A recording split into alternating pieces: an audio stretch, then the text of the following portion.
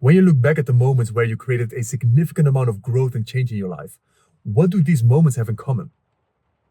In probably all of these moments, you were forced to change. You had no other choice. And if you've intentionally chosen this experience, it also involved a leap of faith for you. These are the moments where you have no idea what you're doing, where you don't know if you can do it. It feels impossible. There's a lot of fear involved, but you show up anyway. You lean into it anyway. And these kind of experiences require you and force you to become someone different. This is how you create a change in your life. If you do this consistently and you intentionally choose these experiences. When I was a teenager, I did an internship at a gym. And this was a huge stretch for me because I was socially incompetent, socially awkward. I had trouble having conversations with people and looking people in the eyes. But in this internship, I had to say hello to the members that came in. I had to start a conversation with these people. And this was so scary for me because I was stuttering while doing this. But on the second week, a trainer came to me and asked me, do you want to do one of the songs of my Aquafit class? And I told him initially, no, give me 2 weeks and I'll do your whole class. So the internship itself was already a stretch for me. Doing an Aquafit class where I'm on the side of the pool dancing for an hour straight in front of 30 people, this felt impossible for me. This felt like life or death. Like in those 2 weeks, I prepared as if my life depended on it. And it wasn't about the result. It wasn't about how I was doing the class. It was about the commitment. It was about the experience. Because this experience, it changed me forever. I was never the same person anymore after I did this thing, after I committed, when I showed courage and I finished the class and I survived and I didn't shit myself. After that experience, I was never the same person anymore. And these are the experiences that you want to accumulate. So when you look at your life, when was the last time that you had an experience like that? Where you put yourself intentionally into a situation that felt like life or death, that forced you to change. And most people are waiting. They're waiting for something to happen. They're waiting until the pain becomes unbearable and only then they change. But then it's usually too late. I would even say that a lot of people are lying to themselves. A lot of people are saying that they are experiencing this thing, but they are not. They're still operating in their comfort zone. If you really commit to an experience like this, you put your blinders on. You cut out all the noise because it feels like life or death. All your attention, focus, energy must go to this thing because of that intensity.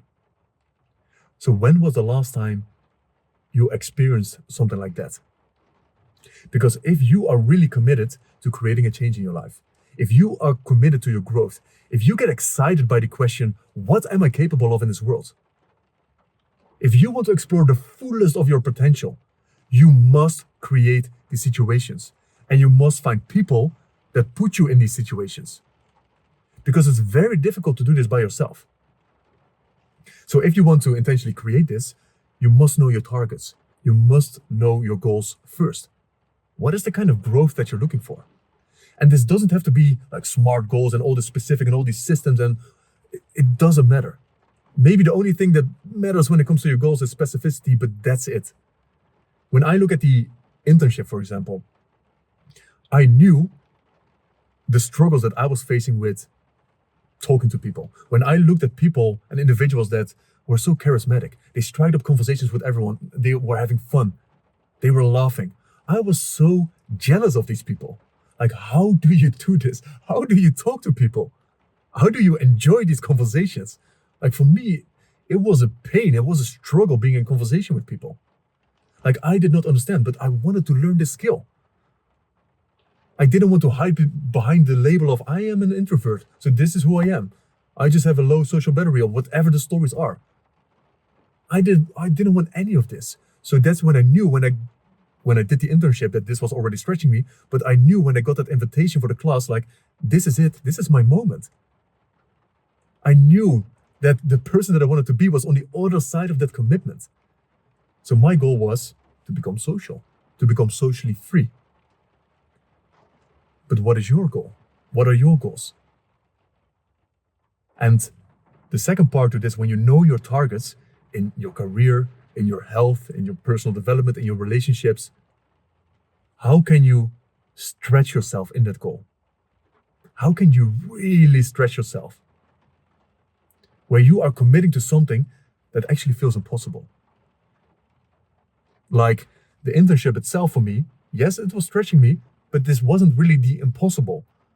It was still like, okay, I feel uncomfortable saying hi to people, but I could do this. The group class was a different story. And what is your version of this? Signing up for public speaking before you ever stepped on stage. Signing up for an event like that. Like, these are the kind of commitments that you want to be making. Where do you experience resistance? Where do you experience fear? Where do you feel like you want to back down? These are the moments you want to seek out. You want to look for these moments and lean into it consistently. You want to get excited when you experience fear and when you experience resistance. Because the person that you want to be is on the other side of that commitment. And I have so many situations that I'll share in different videos as well, where I consistently leaned into these moments. Even looking at last year. Well, that's going to be another video, but that's the thing that you want to be looking for. And you probably can't do this by yourself. That's the thing. In a lot of cases, you can do this by yourself. In the internship, I did this with other people. I had a trainer that was guiding me as well in my commitment. Because your ego and your mind wants to operate for safety, for certainty. It doesn't want to move into fear and uncertainty, because that's dangerous. So to do this by yourself, that's why people, they're just bypassing. It's this bypassing that is constantly happening, like, yeah, I'm stretching myself. Yeah, I'm challenging myself. They're just telling them that story so they don't have to look at the thing that they're actually afraid of. Because if you see the thing that you're actually afraid of, you start shaking. You can feel how cold your body gets from the fear. Like you want to run away. You want to hide. When you experience these moments like that. And that's why you need other people to hold you accountable. That's what I do in my coaching. That's what I do in the sprints. The men are joining to be challenged. They don't want to just have fun conversations. They want to be put in situations like that where they don't know what to do. There has been a client of mine that wanted to expand the social freedom. So we can talk about this. We can do all the inner work. Like, oh, why are you afraid? Where is this coming from? Shall we dig into your past and see maybe we can dissolve something so you're not afraid to talk to people? What we did on the call was, put your shoes on. We're going outside right now. We are going to talk to people, to strangers. He was shitting himself. It took him 30 minutes to put his shoes on. All the excuses in the books came up.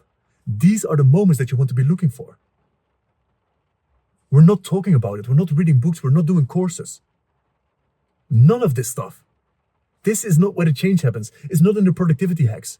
It's not because you changed something in your morning routine and now there's this massive change in your life. It doesn't work like that. Put yourself in situations where you have no clue what to do. That's how you create a change. And like I said, you need people to do this. If you really want to stretch yourself, you need people that hold you accountable. You need people that challenge you and your perspectives. When you think you are challenging yourself, you need someone that shows you that different level of challenge that you couldn't see, that your mind didn't even want to go to because it was so scared. So this is the only thing that you need in personal development. Do this thing and you're golden. You create all the change that you want in your life. And that's why also, like I said, with the community and a group or a coach, or it could be a friend, it doesn't matter who it is, you need someone on your side, because when you challenge yourself like that, the negative self-talk can get very heavy. You can go down a negative spiral if you don't know how to properly process these situations and these experiences. And that's why you need people on your side as well. So you can process everything in the most resourceful way possible to be able to make the change over and over and over again. Because if you don't process this in the most resourceful way possible, or in an unresourceful way, then the likelihood of you doing it again and again and again is very low. So also be on the lookout, because I'm creating a free training for this specifically, to lean into your edge consistently. and it's called the OM method. And I'm so excited to get this out there and to start creating like this with men. So be on the lookout for that. It will be somewhere in January. It will be launched completely free, to lean into your edge with the community, with me, together to create these kind of changes. So that's it for now.